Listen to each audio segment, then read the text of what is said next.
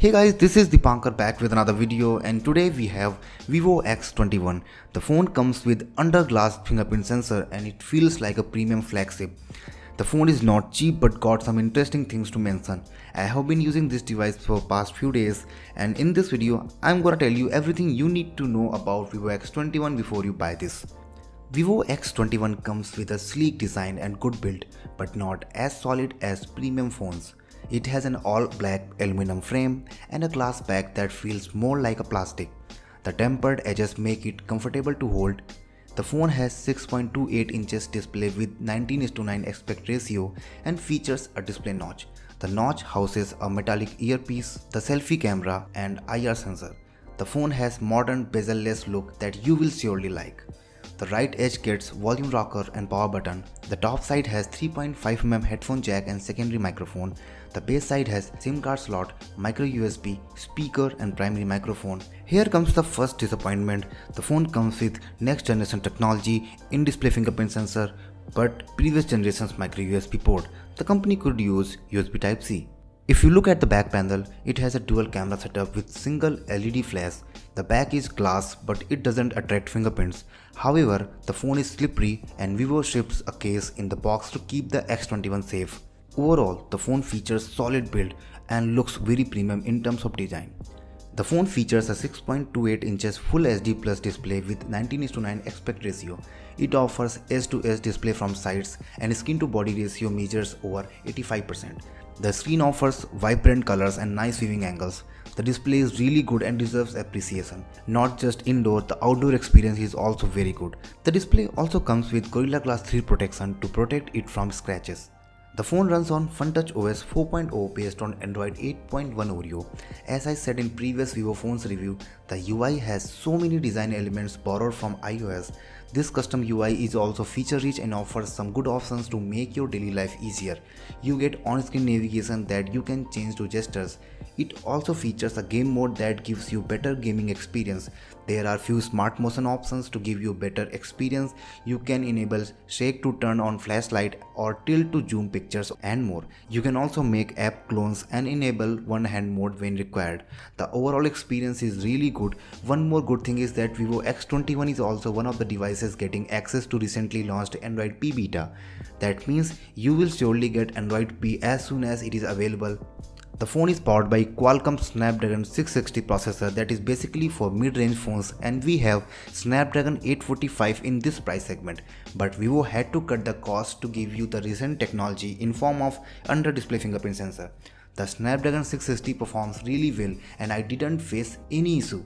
The phone performs as good as my OnePlus 5 powered by Snapdragon 835. Vivo X21 also features 6GB of RAM for good multitasking. The phone delivers good performance and handles day-to-day tasks well. Apps open quickly and switching from one app to other is also quick. It also handles game well. It features Adreno 512 for graphics performance. I enjoyed several games on this phone without any noticeable problem. The phone comes with 64GB of storage that can be expanded up to 256GB by adding a microSD card. If I talk about the camera, the phone features a dual camera setup on the back. It includes 12MP f1.8 main camera and 5MP f2.4 secondary camera. At the front, it has 12MP front camera with f2.0 aperture. The camera app on this phone is similar to the camera app we see in the iPhone. There are so many similar design elements. You get several camera modes, camera effects, and pro mode for both rear and front camera. The camera performs really well and makes it one of the best camera phone in this market. Photos captured using the phone come with rich colors and good sharpness. Color reproduction is great. Even after zooming to multiple levels, images do not lose quality. It also features portrait mode that works really well. You can also adjust the bokeh effect anytime later after capturing the photo, and this feature is really cool. Not just in daylight, but the camera captures good photos in low light as well. There will be slight amounts of noise depending on the light, but end result is good and better than other phones of this price segment. Front camera also performs really well. If you are the person who captures lots of selfies, you should surely consider this phone. Low light selfies also turn out to be really good. The face beauty works well and has the ability to make anyone look better. The phone has the ability to record 4K videos as well. The phone features in-display fingerprint sensor that impresses. Vivo has put a thumbnail-sized sensor behind the display. When the motion sensor of the phone detects any motion, it shows a colorful fingerprint icon on the display where you need to put finger for unlocking the phone. The in-display fingerprint sensor works fine but not as accurate as traditional fingerprint sensor found on other phones. Sometimes it refuses to recognize fingerprint and you need multiple attempts. The phone also comes with infrared based facial recognition that is fast and accurate, and I'm sure you will use face recognition more than the fingerprint sensor unlocking. The phone has good display that offers decent video experience. Speaker on this phone is loud, so you will get good video experience and gaming experience. The phone also comes with a pair of earphones that are good and provide decent music experience. Call quality on this phone is good and it sounds clear.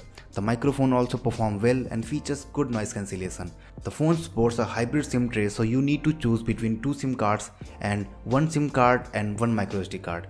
It has dual band Wi-Fi, Bluetooth 5.0 and a GPS. Micro USB is a disappointment and the company could offer USB Type-C.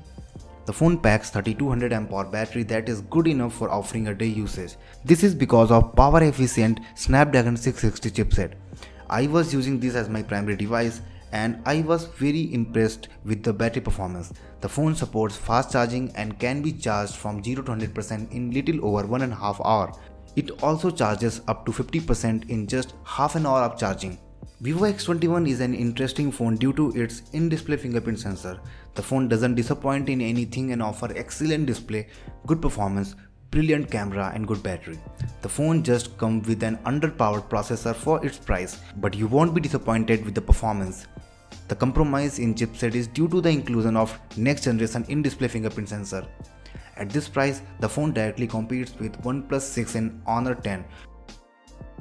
These were my views about Vivo X21. If you still have anything to ask or you want to say something, you can leave it in the comment. That's it in this video. Don't forget to subscribe my channel. Thanks for watching. See you guys in the next one.